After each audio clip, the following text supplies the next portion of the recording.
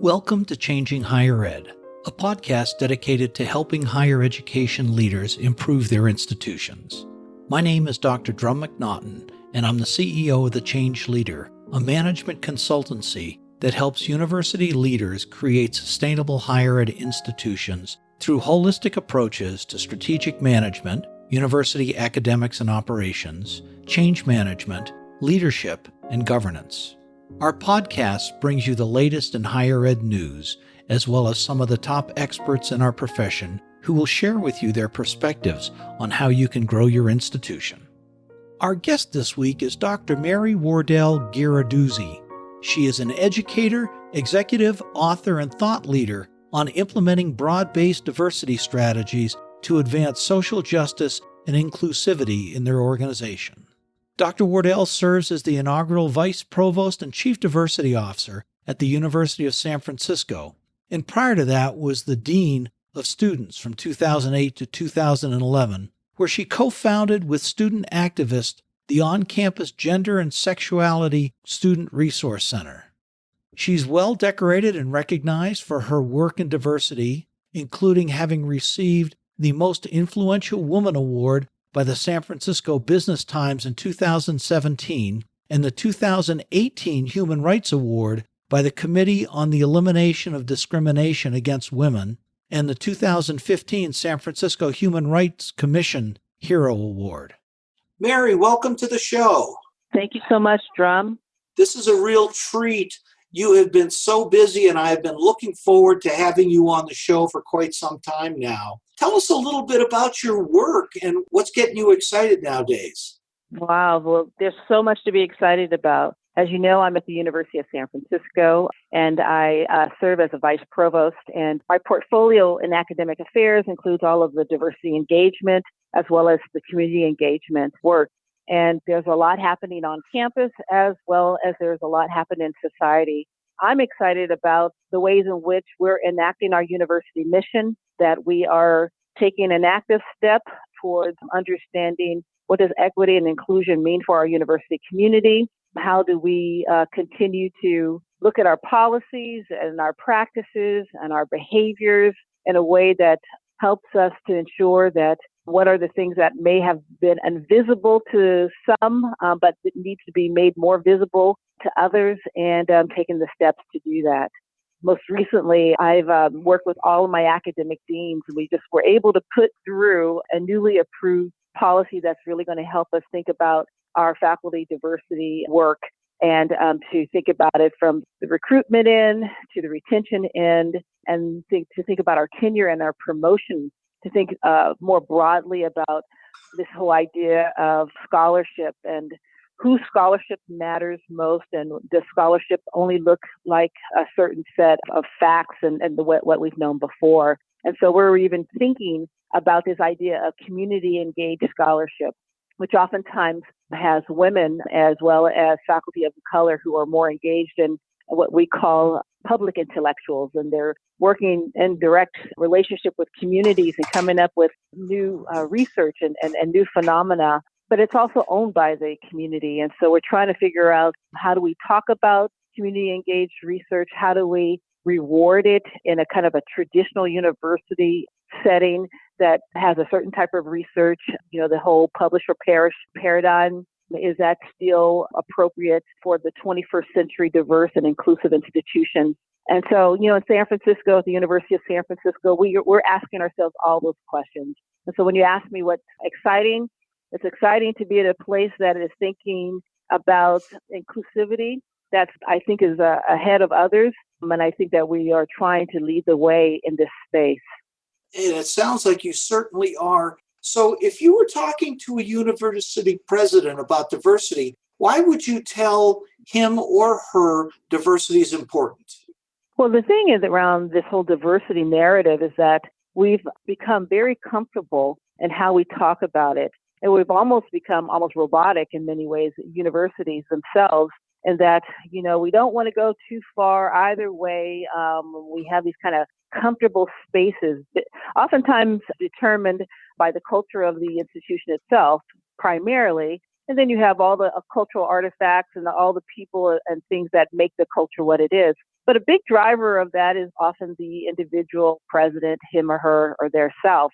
And so how much do they embody these ideas of inclusivity? And I'm not just talking about their DNA expression, are they, their diversity in regard to being a gender diversity or racial or cultural or linguistic or even disability diversity, which are all, I think, important things.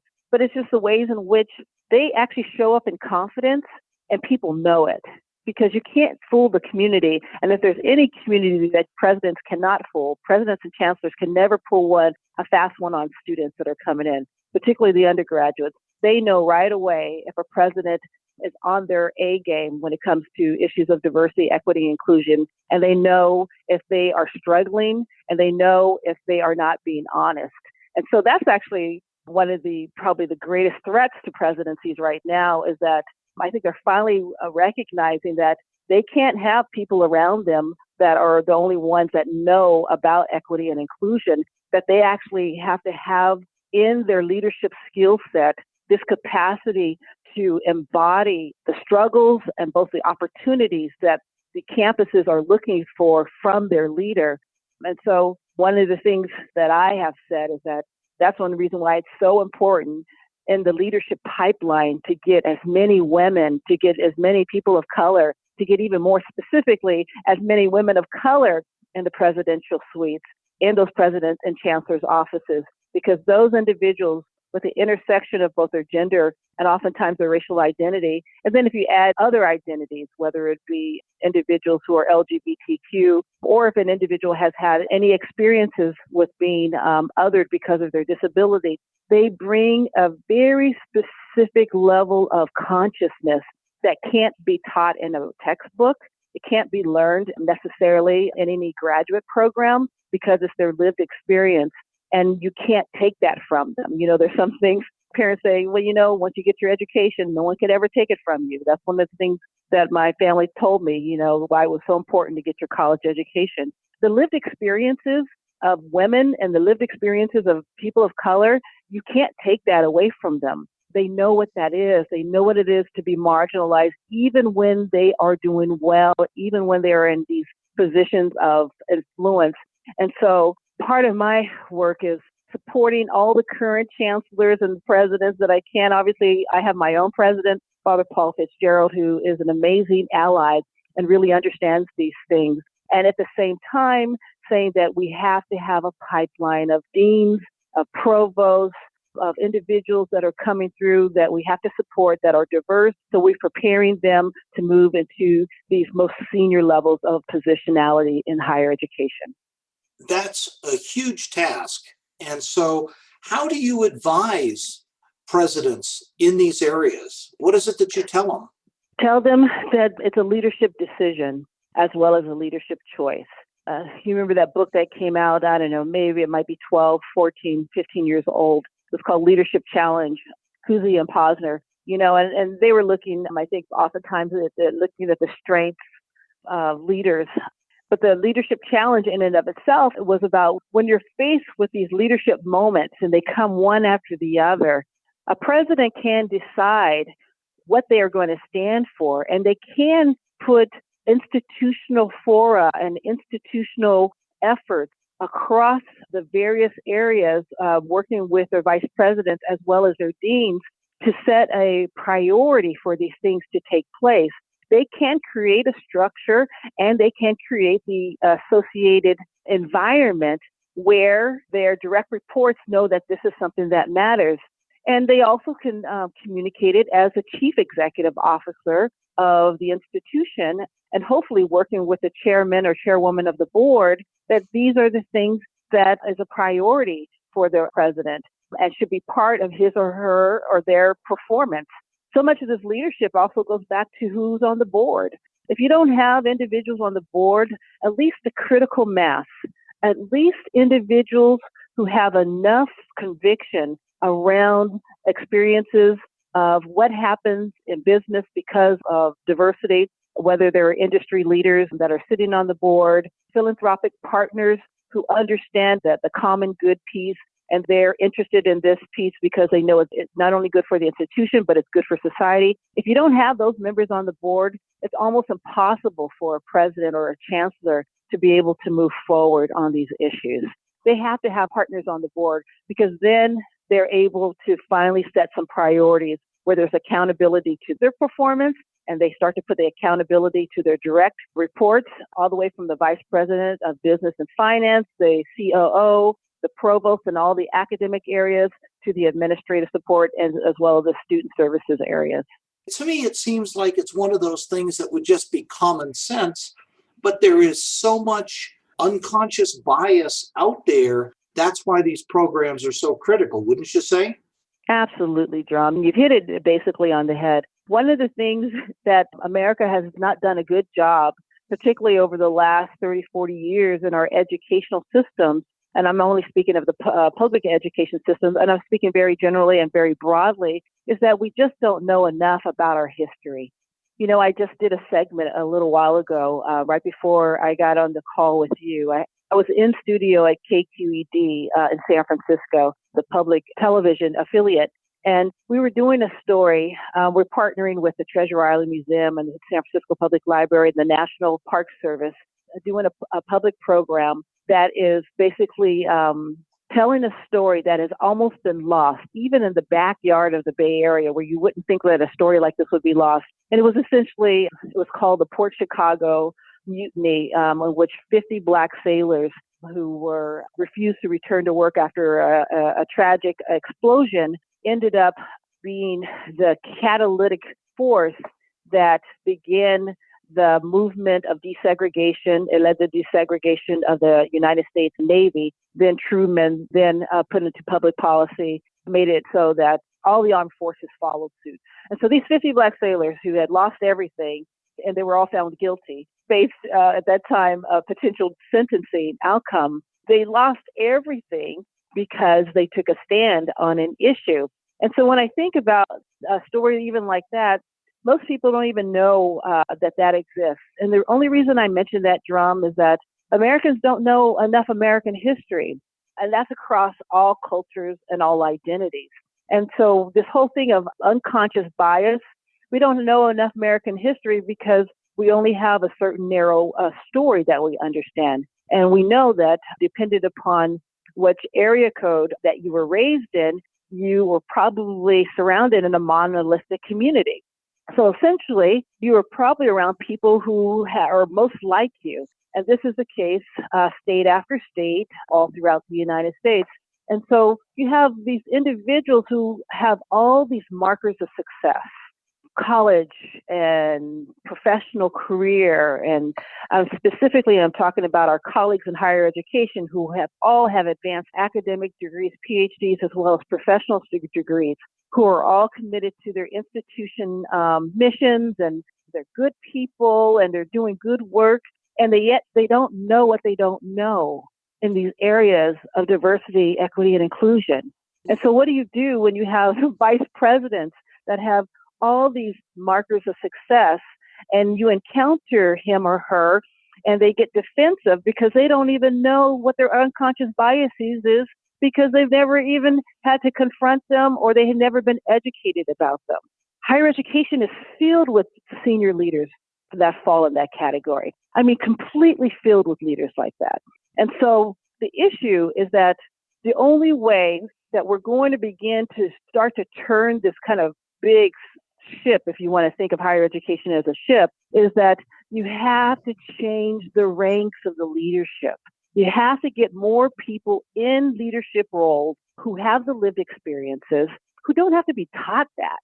But that doesn't mean that the individuals that have biases and assumptions can't learn. We all need to learn, but it needs to be a both-and strategy. I fully agree. I was very fortunate. I know the Chicago 50. I spent time up in the Bay Area and was part of the Maritime Museum, and that story came up in a major way. I was very fortunate having grown up down in Panama, down in the Canal Zone. And I remember our schools, we had pretty much every flavor of nationality and color student going through. and you learn to recognize people for who they are, not what their skin color is. And even with that, I still have to myself become somewhat proactive when I'm working with a group to make sure that people of color or people of minorities, when I'm facilitating a group, that they speak up and that they feel like have an equal place at the table in talking. It's a very delicate balance that it can be. Yeah, I'm going to tell you why it's delicate, John, because generally in our institutions, and this is higher education and other institutions, anchor institutions such as our own, is that we haven't developed enough, although we are centuries old institutions as a sector, we haven't developed enough in our truth-telling capacity because we don't know enough about our history, or there's not enough people on campuses who are in a position to kind of tell the truth without having consequence, that most of the environments on most campuses is created and maintained by the dominant culture's degree of comfort as well as their degree of engagement.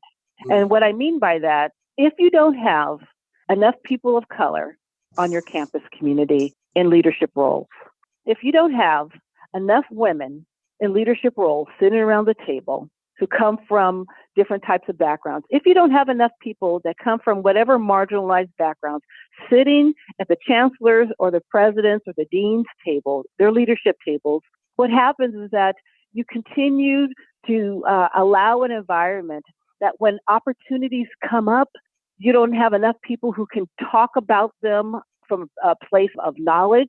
People stumble. And when smart people don't know the answer to something, they withdraw, they move on to the next thing. They may get defensive. They might even debate. We are in academia, we debate. Really? But we don't have the capacity to hold still and hold whatever it is that we need to talk about. So this whole thing of comfort, of dominant culture comfort, then sets how far we can go. And I'm going to be very plain here. Much of what happens at our institutions, when I say dominant culture, and I'm also referring to as the majority of the leaders are white males primarily, and then white women after that, is that their need to be comfortable then becomes the mechanism by which engagement goes forth or doesn't go forth.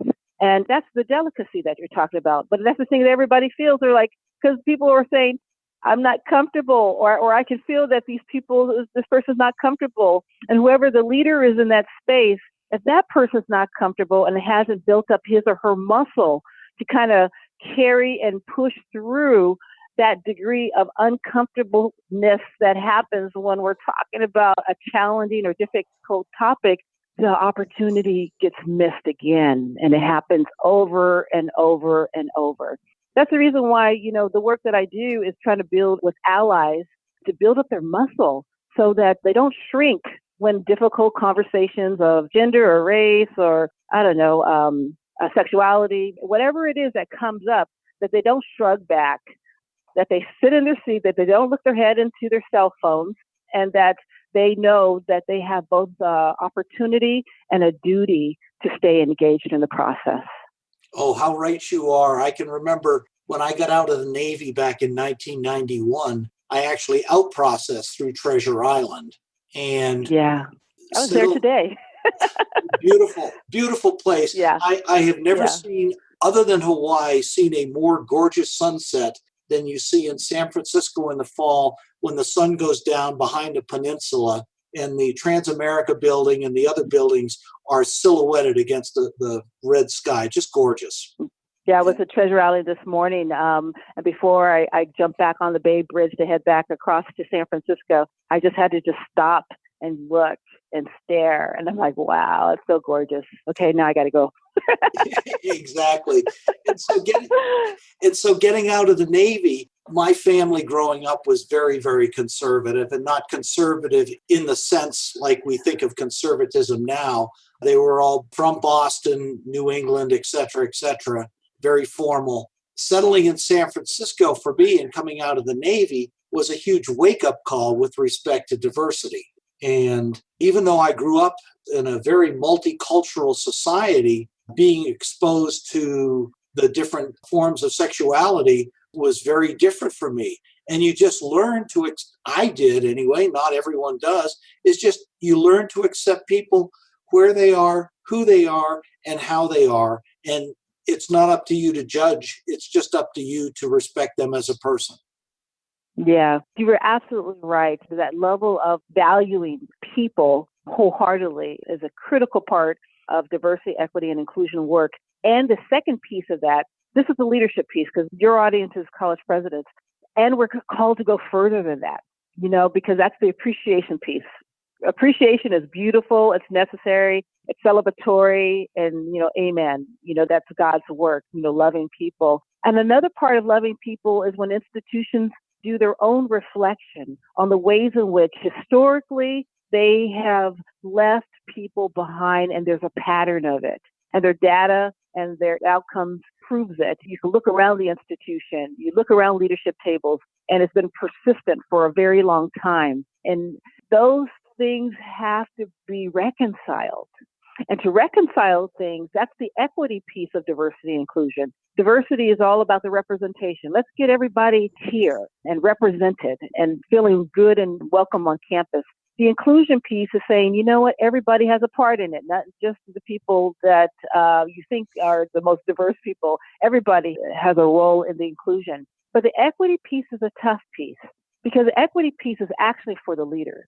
The equity piece says, what might we do to reconcile the ways in which my department, my program, my association, alumni association, the leadership itself, athletic programs, it can go on and on and on. In what ways has the institution not fulfilled its mission historically, and even maybe in the recent past, around who we say we are? And where's the gap in what we say about ourselves and all of our marketing, branding, and all the slick advertising that all the universities have, all beautiful pieces, compared to that lived experiences of people who know. Remember, I told you the people that you can't fool?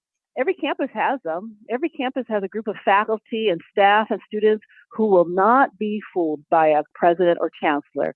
And I don't care how good a speechwriter that they have. They know when they have somebody that is really in their corner and really is committed to these ideals. And they know when they have somebody who is not there. And so the equity piece is asking chancellors and presidents, so what will you do during your tenure to address whatever priority you decide to make that is around reconciling the institution and its mission in the ways it had not fulfilled it at a certain time? It's that type of leadership where you start to make a mark in the area of diversity and inclusion. It's that type of equity leadership that presidents and chancellors, the ones that do it and they do it well, they are the ones that leave a legacy. They will leave a legacy behind. And the next leader that walks in that will put the institution on the trajectory of truly being a truly inclusively excellent institution that is situated in a 21st century, multicultural, pluralistic, global higher education environment, as well as marketplace. That type of chancellor and that type of president is the one that is going to make a difference for their university or their college community. I fully agree. And when you talk about there's no place to hide, and your students and faculty know, you don't have to look any further than University of North Carolina and the whole debacle around Silent Sam and what the board has done, the decisions that they've made. I mean, it's really not good. Yeah, those stories are speaking for themselves. They will always out you. And I wanted to comment a little bit more about this whole thing of leadership and not telling the truth and not telling the truth quickly, or having gaps and then not having the right people around you, not having trusted advisors who can tell you where you're missing on these areas of diversity, equity, inclusion, leadership, so that you can pivot, so that you might grow, and so that you might actually start to change.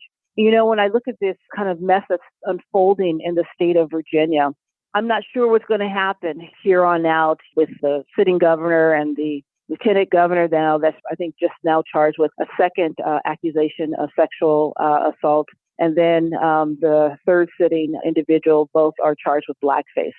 I'm sure that a lot of people probably don't want to talk too much, people in leadership roles, particularly at a certain level, because I would imagine that there's probably a lot of blackface that you're going to find if you start pulling out yearbooks from people from the 70s, 80s, specifically, people that are in significant leadership roles. Some of them might even be in higher education. I would imagine that it would have to be. But you see, so we only are hearing about the ones in political offices because of their public nature of their role. And so what I see as a diversity officer is that people probably don't want to talk too much about it because they probably know the cobwebs that are already in their own closets. One of the things that I think needs to happen is that this idea of telling the truth and reconciling is a concept that colleges and universities have got to get much better at. One of the things I was really proud by one of our sister campuses, Georgetown University is a sister school to my school. We're one of the 28 American Jesuit institutions in the United States. When Georgetown came upon and really it became very apparent to them, and actually there had been faculty that had been bringing this issue forward, but when they finally got to the point where the board and the president had said, these 200 plus slaves that we had held that allowed our institution during this period, early period of our institution's history, allowed us to continue to stay open on the backs of who they were as they were regarded as property, that they finally reconciled and they held a public ceremony in which they publicly apologized to the ancestors of those 200 plus descendants, some of which were leaders on their campus and people that had been educated at Georgetown. I think that that was one of the most remarkable moments in higher education history in recent times, when an institution has the fortitude, has the humility, and has the sense of righteousness to try to do their best to say, we were wrong, or we have wronged. And, who's to say, someone will say, well, the institution wouldn't be what it was if that hadn't happened. They didn't go there. President Jack DeGioia, he didn't say any of that stuff. He had said, we have grieved and we're grieving with the families for what our part was as a university institution.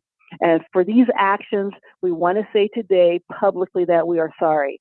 There's something about telling the truth. There's a power in telling the truth when it's plain to you and to do it in a public way.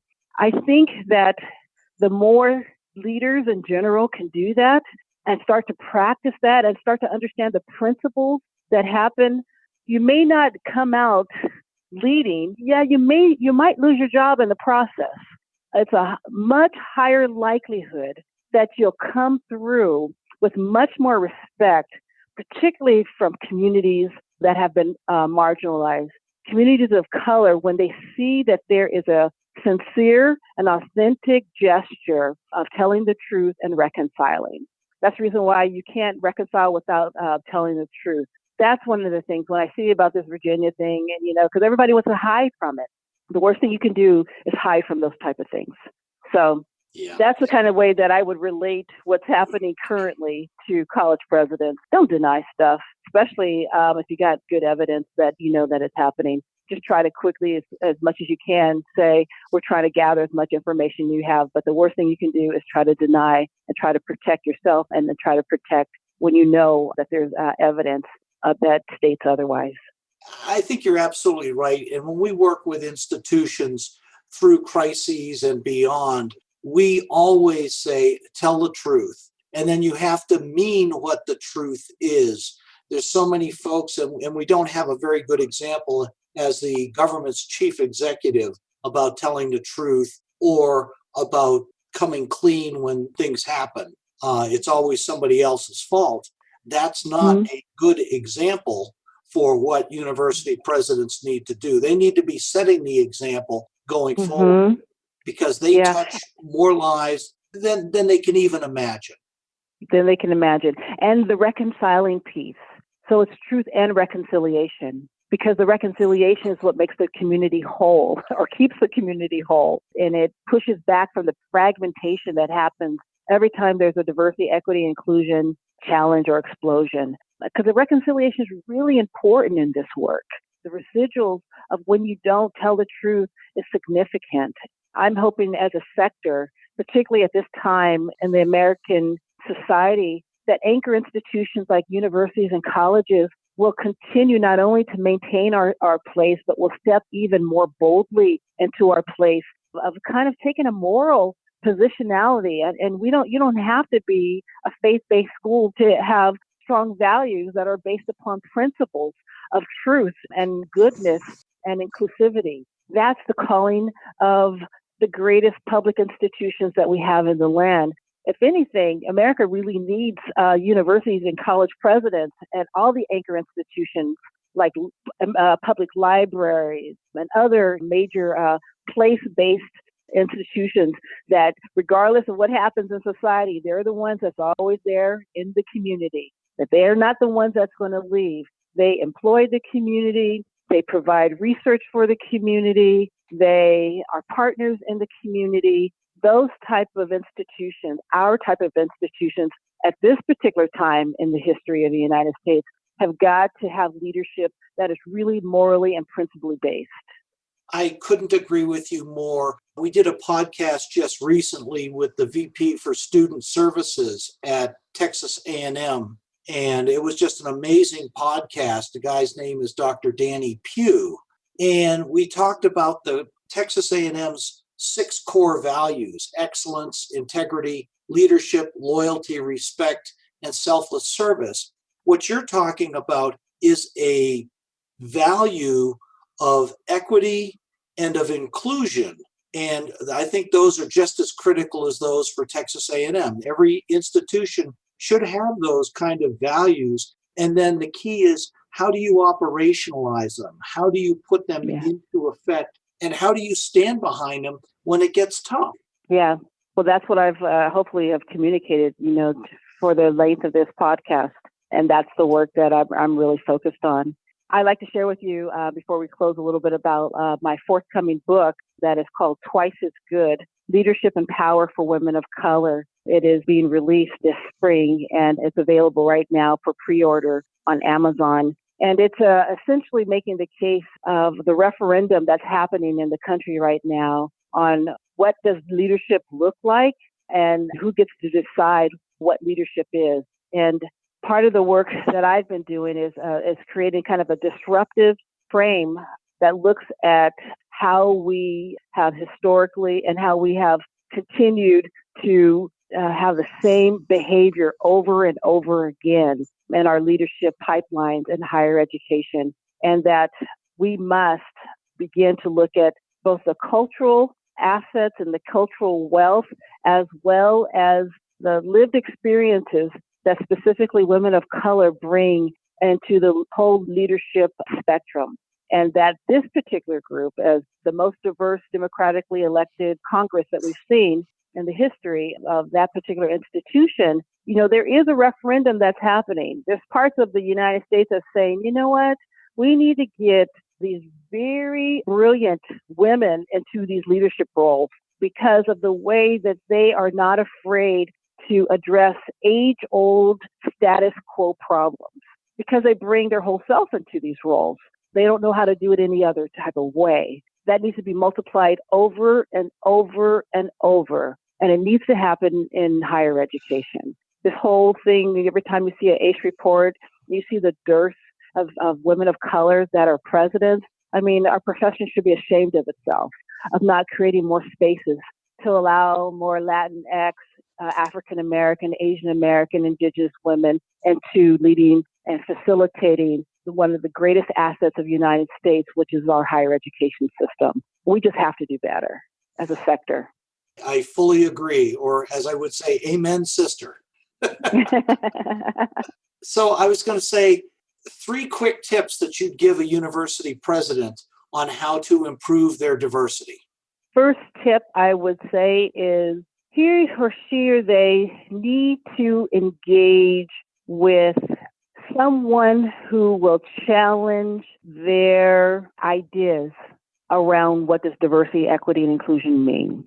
And so the first thing that requires is that there has to be some sense of at least willingness and openness that they need to learn more. And so the first tip that I would say is that they reach out and find someone that they can have a conversation with about doing almost somewhat of a feedback session around how am I doing in this area? And then if it needs to be a confidential relationship, if it's a relationship they already have, just as we have performance evaluations based upon the key performance indicators that the boards have said and our governors or individuals have said are important, there needs to be a way for presidents to do the same.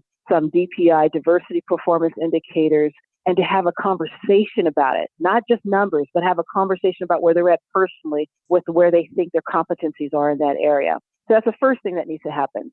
The second thing that needs to happen is that they need to have somebody in their quiver, somebody that's in their inner circle who will help them campus-wide to do this work. And this person needs to be close enough. They can't be 2 or 3 or 4 levels down. And hopefully it's someone that they've picked out, they've chosen, and they trust to help them operationalize their ideas.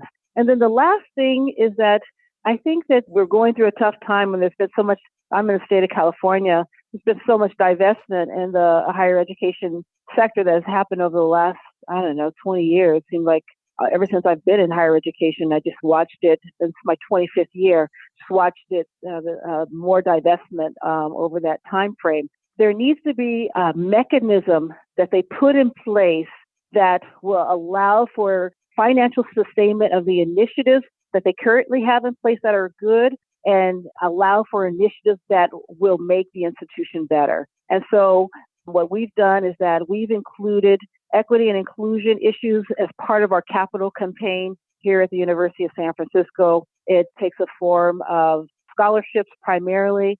Most of it's going to diverse students to ensure their capacity to attend, but it's going into programs and initiatives.